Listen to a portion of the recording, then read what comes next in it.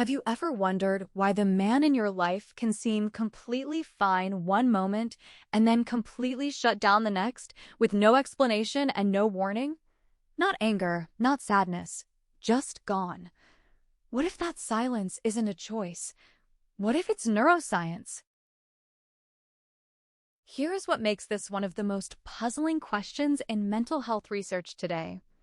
When men are asked directly about their emotional well-being, they consistently report lower rates of depression and anxiety than women, significantly lower. So either men are somehow biologically protected from emotional pain, or something far more complex is happening inside the brain.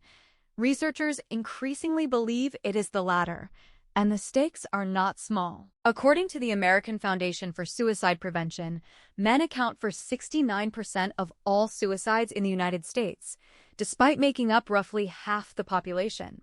Globally, men are 2 to 3 times more likely to die by suicide than women across most countries.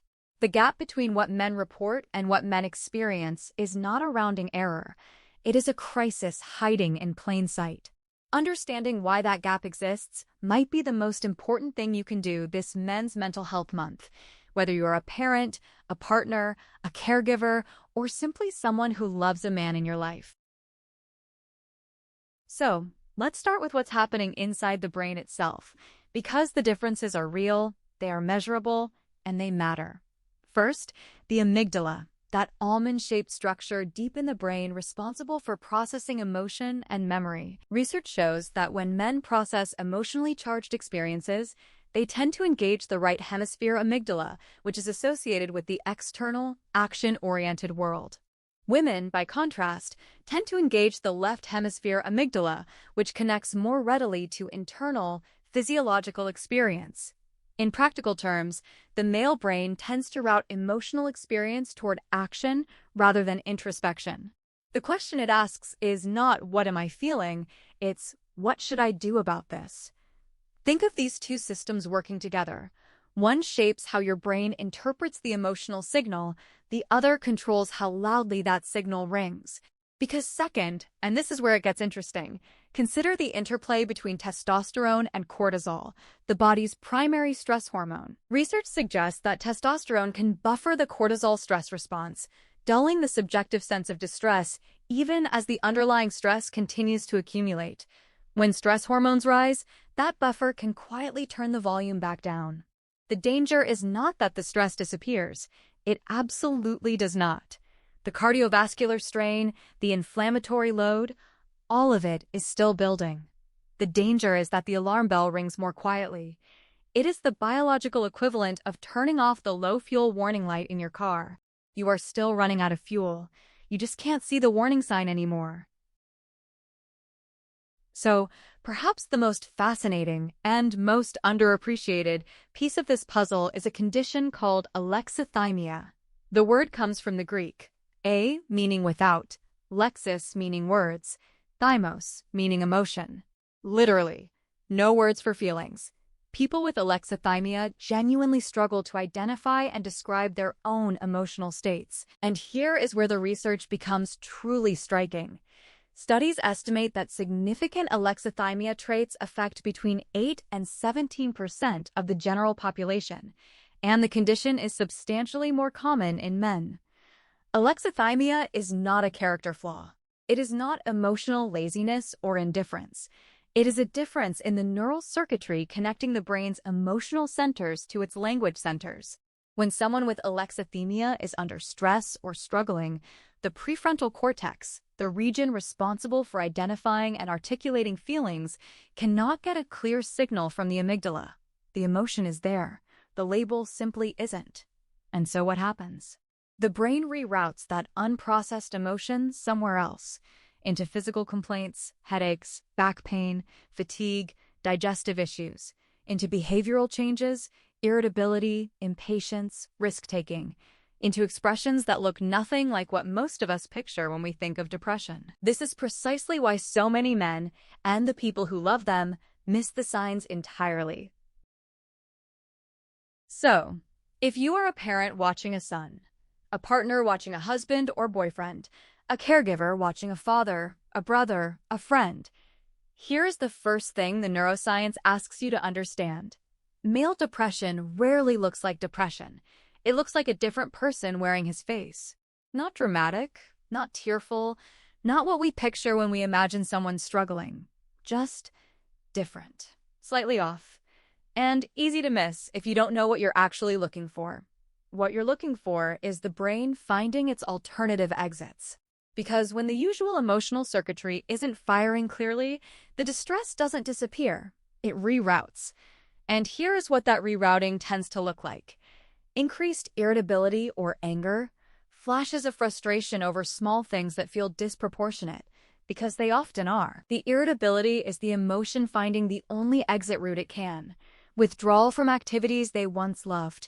Not dramatic sadness, but a quiet, gradual disappearance from the things that used to light them up. Physical complaints without a clear medical cause, chronic pain, persistent fatigue, recurring headaches that doctors can't fully explain.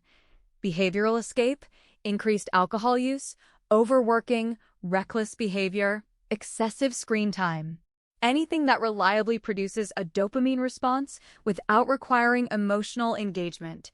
And emotional flatness, not hostility exactly, but a kind of disconnection, a sense that someone is physically present, but somehow very far away. These are not character flaws. They are a brain under real stress, doing its best with the wiring it has. When you recognize them for what they are, it completely changes how you respond. So, what does the research tell us actually works? Because here too, neuroscience has something specific and surprisingly hopeful to say. And the most important insight leads, side-by-side connection beats face-to-face confrontation every time. Shared activities, a walk together, working on something with your hands, watching a game side-by-side, trigger dopamine release and synchronize brain states without requiring the emotional articulation that alexithymia makes so difficult. The connection happens in the doing, not the discussing. This is why so many meaningful conversations between men happen in motion, in the car, on a walk, over something with their hands. The science explains what caregivers have always sensed intuitively. Here's why that matters. Researcher Shelley Taylor's work on the stress response shows that, under stress, women tend toward bonding behaviors, seeking connection, reaching out, talking it through. Men's stress response tends to push in the opposite direction, toward fight or flight, rather than toward the connection and disclosure that talking requires. So when you ask a man, "How are you feeling? Talk to me," during a moment of stress, his brain is already in action mode, not reflection mode. The invitation to talk can feel less like care and more like confrontation. Side by side removes that pressure entirely. A small but powerful reframe. Instead of asking, "How did that make you feel?" try, "How did that make you want to handle things?" That action-framed language speaks directly to how the male brain routes emotional experience, toward doing, not describing. It sounds like a small shift. In practice, it can open a door that's been stuck for years. And finally, physical activity remains one of the most evidence-backed interventions available. Regular aerobic exercise reduces cortisol, increases endorphin release, and, critically, improves the brain's capacity for emotional processing over time. It doesn't just relieve stress in the moment. It gradually upgrades the very circuitry that makes emotional expression so difficult in the first place.